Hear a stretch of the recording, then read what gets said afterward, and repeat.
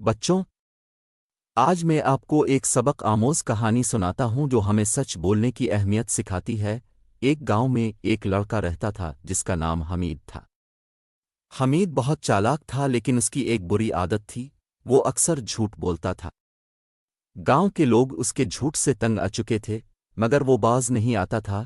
ایک دن حمید کو ایک شرارت سوجی۔ وہ دوڑتا ہوا گاؤں کے مرکز میں آیا اور چیخنے لگا، مدد! مدد! جنگل میں ایک خطرناک شیر آ گیا ہے۔ گاؤں کے لوگ فوراً اپنے کام چھوڑ کر لاٹھی، کلہاڑیاں اور دیگر ہتھیار لے کر جنگل کی طرف دوڑ پڑے، لیکن جب وہ وہاں پہنچے تو انہیں کوئی شیر نظر نہ آیا۔ حمید ہنسنے لگا اور بولا، میں تو مذاق کر رہا تھا۔ گاؤں کے لوگ ناراض ہو گئے اور اسے سخت نصیحت کی کہ جھوٹ بولنا بری بات ہے، مگر حمید نے ان کی بات کو نظر انداز کر دیا۔ دوڑے چلے آئے، مگر پھر انہیں پتہ چلا کہ یہ محض جھوٹ تھا۔ وہ حمید سے اور بھی زیادہ ناراض ہوئے اور کہہ کر چلے گئے، اگر تم سچ میں مصیبت میں بھی ہوئے تو ہم تمہاری مدد کو نہیں آئیں گے۔ چند دن بعد حمید جنگل میں لکڑیاں کاٹ رہا تھا کہ اچانک ایک شیر واقعی وہاں آ گیا۔ حمید خوفزدہ ہو گیا اور زور زور سے چیخنے لگا، مدد!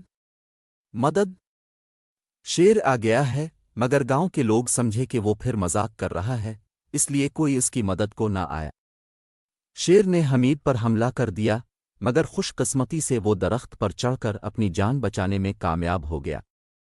جب شیر چلا گیا تو وہ زخمی اور پریشان حالت میں گاؤں واپس پہنچا اور سب کو اپنی غلطی کا احساس دلایا۔ گاؤں کے بزرگ نے اسے شفقت سے سمجھایا، بیٹا، جھوٹ بولنے والے کی بات پر کوئی یقین نہیں کرتا، چاہے وہ سچ بھی کہہ رہا ہو۔ اس دن کے بعد حمید نے ہمیشہ سچ بولنے کا عہد کر لیا اور گاؤں کے لوگ بھی دوبارہ اس پر اعتماد کرنے لگے۔